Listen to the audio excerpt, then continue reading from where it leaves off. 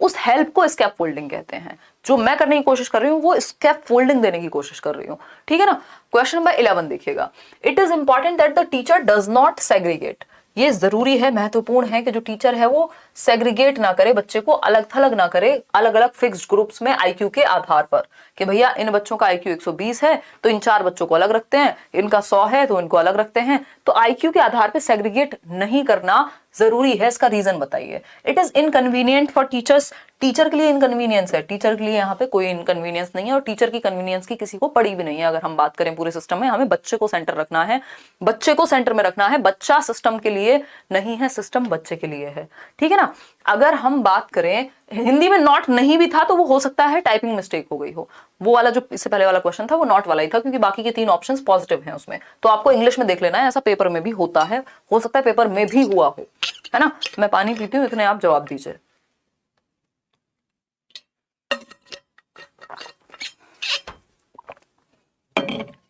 D option कह रहे हैं कई लोग। चलिए देखेंगे, टीचर की इनकन्वीनियंस हटा देंगे कि अध्यापक के लिए असुविधाजनक है। It is inconvenient for schools, विद्यालयों के लिए असुविधाजनक है, विद्यालय स्कूल इन सब के लिए, इनके लिए तो बल्कि ये सुविधाजनक है। It does not allow children to compete among them, compete होगा, ये कंप्लीट नहीं होगा, compete among themselves across groups. भैया इससे तो कंपटीशन बढ़ेगा ही ग्रुप्स में, कि ज्यादा आईक्यू वाले हैं, ये ए सेक्शन वाले हैं, ये बी सेक्शन वाले हैं।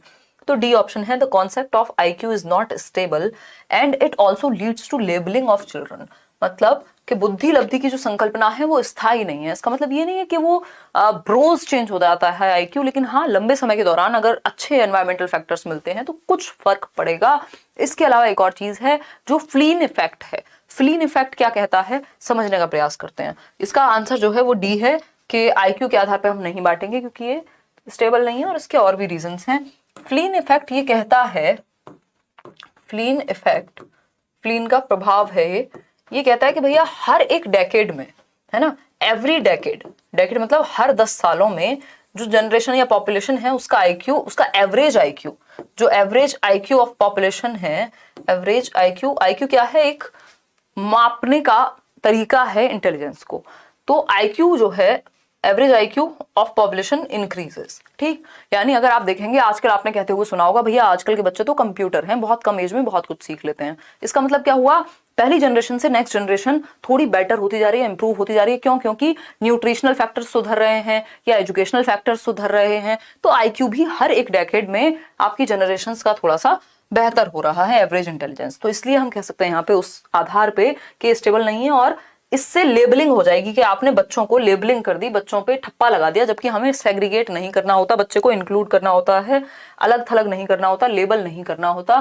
क्वेश्चन नंबर 12 देखिएगा, क्वेश्चन नंबर 12 हम प्रॉपर समझेंगे कॉन्सेप्ट को, हम सिर्फ क्वेश्चन नहीं कर रहे हैं यहाँ पे। ये क्वेश्चन तो आप सिर्फ, हाँ मैं सभी सब्जेक्ट करा दूंगी आकांक्षा, ज्यादातर जितने भी सब्जेक्ट है मेन उनकी मैं करा दूंगी online papers, don't worry. According to Harvard Gardner, Gardner की थियोरी के अनुसार it is important to have a variety of teaching methods, यानी कि टीचिंग स्ट्रेटजीज डिफरेंट डिफरेंट होनी चाहिए। क्यों? क्योंकि गार्डनर ने बुद्धि के भी अलग अलग प्रकार दिए हैं, ठीक है ना, with in a classroom. Because क्यों होना चाहिए ऐसा? क्योंकि गार्डनर ने बुद्धि के अलग अलग प्रकार दिए हैं, तो वो कह रहे हैं जब बुद्धि के अलग अलग प्रकार हैं तो बच्चे सीख भी अलग अलग तरीके से सकते हैं, तो उनको सिखाओ भी अलग अलग ढंग से, ठीक है ना। तो it helps exercise multiple intelligences, यानी बहुबौद्धिकता को निष्पादित करने में मददगार है।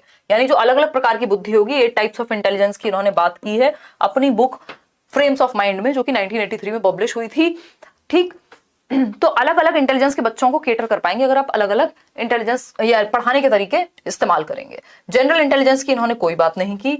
Helps to create a star student, ऐसा भी इन्होंने नहीं कहा कि जिनके नंबर ज्यादा आ रहे हैं, जिनका आईक्यू स्कोर ज्यादा है वही इंटेलिजेंट है, ऐसा गार्डनर नहीं मानते। It helps improve practical intelligence, ऐसा भी इन्होंने कुछ कहा नहीं है, ना प्रैक्टिकल इंटेलिजेंस का कोई टाइप दिया है, ठीक। तो ए ऑप्शन स्टर्नबर्ग ने दी है प्रैक्टिकल इंटेलिजेंस।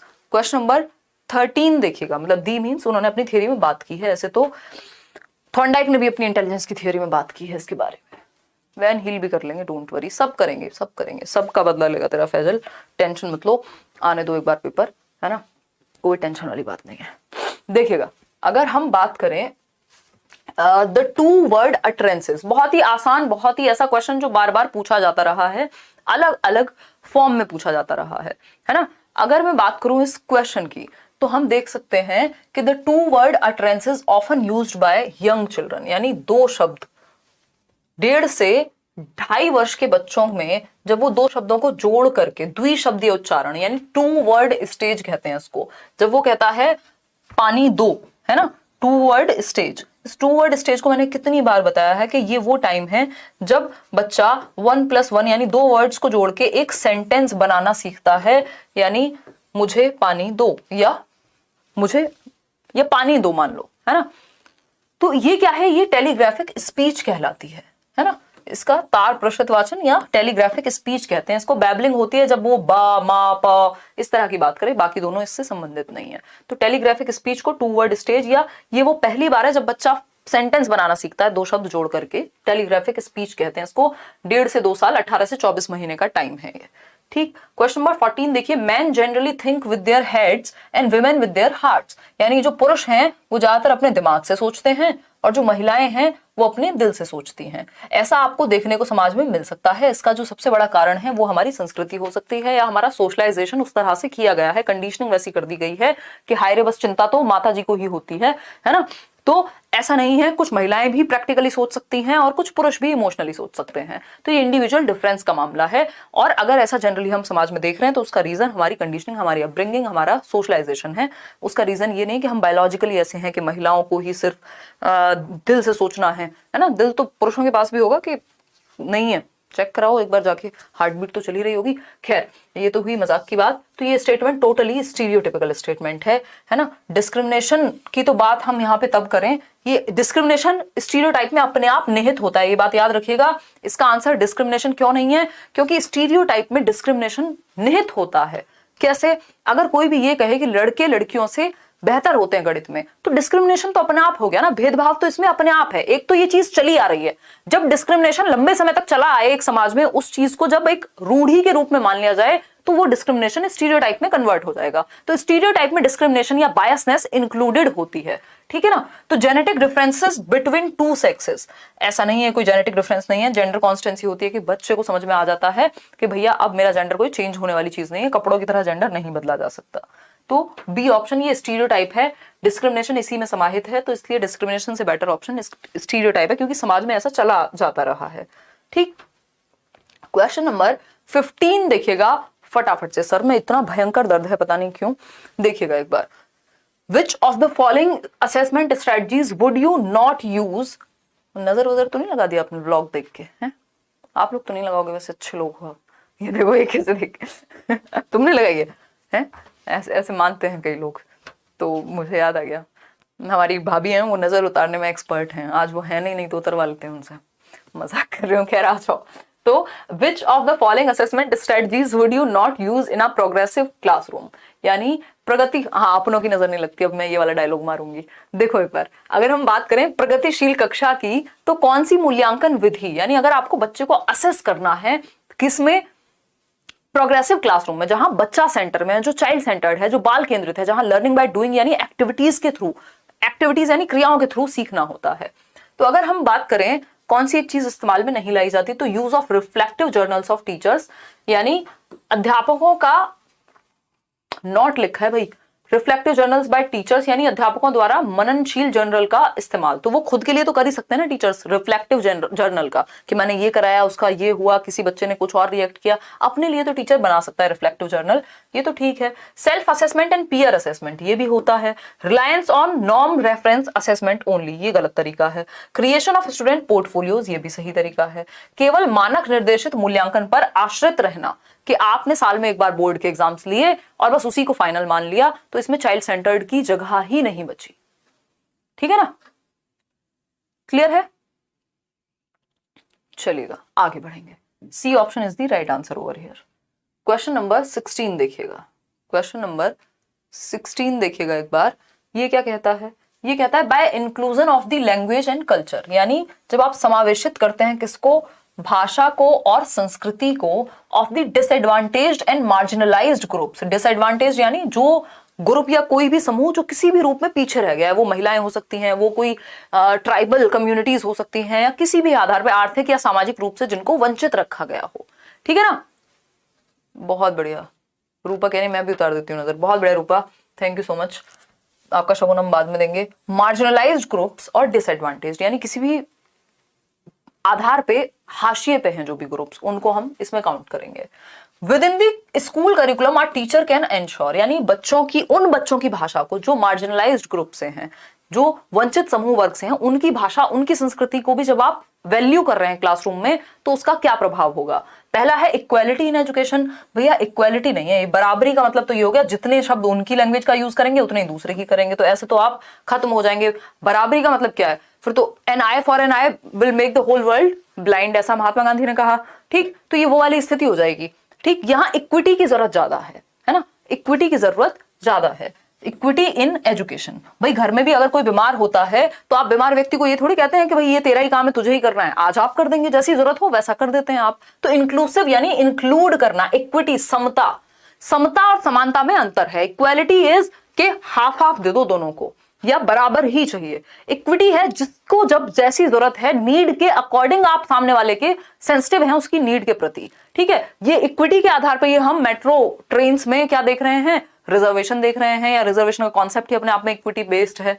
ठीक, तो सिंपैथी फॉर द, सिंपैथी से क्या होगा, वोकेशनल एजुकेशन सिर्फ अंडर प्रिविलेज्ड के लिए नहीं, इससे इक्विटी मतलब आप उनको भी इंपॉर्टेंस दे रहे हैं, उनकी भाषा, उनकी संस्कृति को, जिसको साइड कर दिया गया था। तो ये साम्यता का आधार है। आपका जो इंक्लूसिव एजुकेशन है वो इक्विटी के प्रिंसिपल पर ही बेस्ड है। इस बारे में भी क्वेश्चन पहले पूछा जा चुका है। अब आता है question number 17, a child in a classroom faces continual challenge, यानी लगातार बच्चे को चुनौतियों का सामना करना पड़ता है इन अंडरस्टैंडिंग मैथमेटिकल ऑपरेशंस, यानी गणित के ऑपरेशंस, 2+2 में उसको दिक्कत होती है, मैथ्स से रिलेटेड चीजों में उसको डर लगता है, फोबिया हो गया है मैथ्स का। ठीक है, सामना करना पड़ता है। इसकी वजह क्या हो सकती है भैया, मैथ्स में दिक्कत, मैथ्स में दिक्कत क्या ऑटिज्म कहलाती है? जी नहीं, ऑटिज्म में तो बच्चा बार बार रेपिटेटिव बिहेवियर करता है ना, और भी ऐसे बहुत सारे बिहेवियर हैं, रेपिटेटिव एक्शंस करेगा। इसके अलावा जो उसका ब्रेन है वो ठीक ठाक होता है, और भी इसके कुछ कैरेक्टरिस्टिक्स हैं जो मैं अभी रिकॉल नहीं कर पा रही हूँ क्योंकि मेरे सर में बहुत ज्यादा दर्द है। आप बताएंगे कमेंट करके, बताओ जरा ऑटिस्टिक बच्चे के बारे में बताओ फटाफट। बैठी हो, बता नहीं रही हो, ऑटिस्टिक बच्चे के लक्षण बताओ। इमोशंस खत्म, रोबोट होता है। हाँ, उनमें इमोशंस नहीं होते। अच्छा, मतलब इमोशनली ठीक नहीं है। और बताओ बताओ बताओ, बेसिकली सोशली ठीक से बिहेव नहीं करते, स्टीरियोटाइपिकल बिहेवियर करते हैं। बताओ जरा, बताओ, आ जाओ बता दो। ये हमारे यहाँ स्पेशल एजुकेटर बैठे हैं, ये बताएंगे। हाँ, उनका बिहेवियर इश्यूज होता है, करते अपना इमोशंस का होता है। ठीक है, उनको इतना फर्क नहीं पड़ता है। ठीक है, और हाँ ठीक है, हाँ ज्यादा सोशल नहीं हो पाते, सोशली मतलब गैदरिंग में या इंटरेक्शन में उनको दिक्कत होती है, और अगर आसपास सराउंडिंग में कुछ भी चेंज होता है तो भी वो कंफर्टेबल महसूस नहीं करते, और अगर हम बात करें तो बार बार सेम चीज रिपीट करते हैं, चाहे वो बोलने में हो चाहे वो एक्टिविटीज में हो। स्टीरियोटिपिकल बिहेवियर उसको कहते हैं। ठीक है, डिस्कैलकुलिया यानी गणित। तुम सो गई थी, यहाँ बैठ के सोने आती हो तुम, पोल लगाते लगाते सो जाती हो। गणितीय वैफल्य कहते हैं उसको, डिस्कैलकुलिया। मतलब हम ये कहेंगे मैथ्स की जो दिक्कत है वो ऑटिज्म में नहीं है, वो कैलकुलेशन की दिक्कत है अगर, तो इसको हम डिस्कैलकुलिया कहेंगे। ठीक है ना, कोई दिक्कत, कोई परेशानी, कोई दर्द हो तो बता दीजिए। ओहो हो, बहुत बढ़िया। हाँ, खुद में खोया रहता है, कह सकते हो, हाँ कह सकते हो। अगर हम बात करें डिस्ग्राफिया की, तो ग्राफिया है राइटिंग, ग्राफिया क्या है, राइटिंग। ठीक, डिसलेक्सिया है रीडिंग, डिसलेक्सिया है रीडिंग से रिलेटेड प्रॉब्लम। ठीक, ऑटिज्म के आपको कई लक्षण हमने बता ही दिए। B option is the right answer. Question number 18, question number 18 देखिएगा, देखिएगा जवाब दीजिएगा इससे पहले कि हम पानी पिए। आज लाइव देखना, क्या कह रहे हो?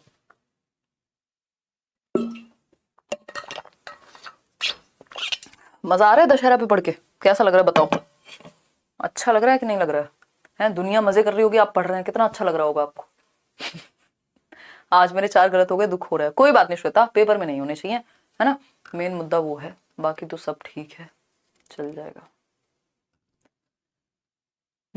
कौन है मैम आपके साथ? निशा है, स्वीकृति, निशा। हमारे जीवन में और क्या है, ऐसे ही लोग हैं, इन्हीं को झेल रहे हैं हम, और ये हमें झेल रहे हैं। देखिए एक बार, अगर हम बात करें question number 18, which of the following will not be an effective strategy for the education of a student with hearing impairment with in an inclusive institution, यानी कौन सा तरीका हियरिंग इम्पेयर्ड बच्चे के लिए, यानी जिस बच्चे को श्रवण दोष है, जिसको सुनने में दिक्कत है, उसके लिए ठीक नहीं है। कौन सा तरीका? भाई अगर आपको सुनने में दिक्कत है और आपको कोई सुनने के लिए ही कहे तो दिक्कत हो जाएगी, कुछ दिखाने की बात करो, ठीक है ना। हाँ, अंतरा करके कोई तो सीरियल आता था, सही बात है। देखिएगा, use of subtitles which while screening videos और मूवीज, ये तो बात सही है भाई। जिस बच्चे को सुनने में दिक्कत है तो उसको सुन के ठीक से समझ नहीं आएगी मूवी, तो अगर वो सबटाइटल लिखे होंगे तो वो पढ़ लेगा वहां पे, अच्छी बात है। Use of expressive body movements and gestures in teaching, अगर मैं एक बड़े की बात कर रही हूँ तो बड़ा जब मैं ऐसे जेस्चर्स में दिखाऊंगी तो जिस बच्चे को सुना नहीं भी होगा तब भी उसको समझ में आ जाएगा एटलीस्ट, तो जेस्चर्स जरूरी है, एक्सप्रेशन जरूरी है। Supplementing oral communication with textual और विजुअल फॉर्म ऑफ कम्युनिकेशन, ये बात सही है कि आप सिर्फ जो टेक्सुअल कम्युनिकेशन है उसको विजुअल के साथ भी रिप्रेजेंट कीजिए, ठीक है ना। अब जो ये डी ऑप्शन है बिल्कुल सही कह रहे हैं आप लोग, reliance on verbalisation as primary mode of communication, संप्रेषण हेतु मुख्यतः मौखिक माध्यम पर ही आश्रित रहना।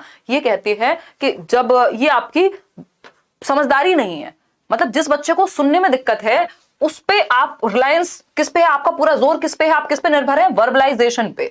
मतलब आपकी क्लास में कोई तरीका नहीं है, ना कोई पिक्चर दिखाई जाती है, ना कोई टेक्सचुअल फॉर्मेट है, ना कुछ है, बस आप कह रहे हैं सुन के ही सीखना है। हम तो लिखवाएंगे भी नहीं आज से, तुमको बस सुनाएंगे ही, और जिसको सुनने में दिक्कत है उसको अगर सुनाओगे ही तो ये तो बेवकूफी हो जाएगी, आप बच्चे के साथ गलत कर रहे हैं। तो ये डी ऑप्शन है और यही है कि गलत कौन सा है, वो है डी, और यही सही है क्योंकि पूछा ही गलत था, ठीक। तो D option is the right answer. अब आपको 3 ऑप्शन से ये भी सीखना था कि क्या क्या आप कर सकते हैं, कि आप सबटाइटल दे सकते हैं, आप टेक्सचुअल मटेरियल का, विजुअल प्रिंटेड मटेरियल का यूज कर सकते हैं, है ना। तो आपने ये भी सीखा साथ में कि ये आप कर सकते हैं, और ये भी सीखा कि क्या आपको नहीं करना है। तो एक क्वेश्चन को रटना नहीं है, समझना है, ठीक है ना। उदय सर की क्लास लगवाएंगे कृष्णमूर्ति। उदय सर बहुत दिनों से मुझे ही नहीं मिले हैं, पता नहीं कहाँ हैं वो आजकल, है ना, शादी की तैयारियों में बिजी होंगे। देखिएगा एक बार, मजा आ रहा है ना, बस हाँ मजा आना चाहिए, देखो सीखने में मजा जरूरी है। आपकी इंग्लिश की क्लास चलाएंगे। देखिएगा, अगर हम बात करें seating arrangements done on the basis of gender, caste and class, किसके बारे में बात हो रही है? Deep seated teacher prejudices about disadvantaged groups, यानी आपके अंदर एज अ टीचर बिल्कुल गहरी बैठी हुई चीजें हैं। क्या है आपके अंदर? प्रेजुडिसेस हैं, यानी पूर्वाग्रह है, स्टीरियोटाइप्स हैं आपके दिमाग में। Can often be revealed through an analysis of which of the following classroom, यानी अगर एक टीचर जो है वो डिसएडवांटेज्ड ग्रुप के प्रति बायस है, पूर्वाग्रह रखता है, तो किस चीज से पता लगेगा? उसके किस व्यवहार से।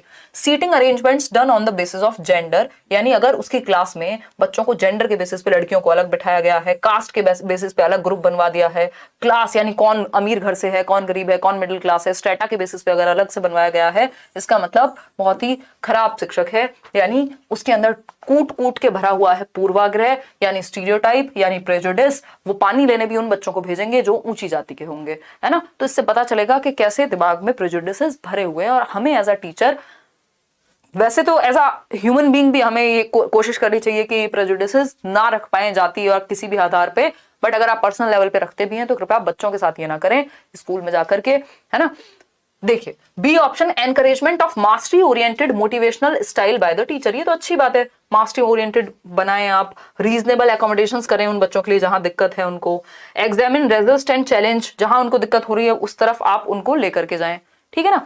लेकिन ए ऑप्शन गलत है और वही सही है, क्योंकि गलत ही पूछा है कि स्टीरियोटाइप को बढ़ावा या प्रेजुडिसेस को बढ़ावा किस एक चीज से मिलेगा। क्वेश्चन नंबर 20 देखिएगा एक बार, क्रिएटिविटी की बात हो रही है। Creativity in a classroom can be encouraged by providing opportunities, यानी रचनात्मकता, यानी कुछ नया करना जो है किस चीज को बढ़ावा देगा, यानी सृजनात्मकता को बढ़ावा देने के लिए विद्यार्थियों को कैसे अवसर प्रदान करने चाहिए।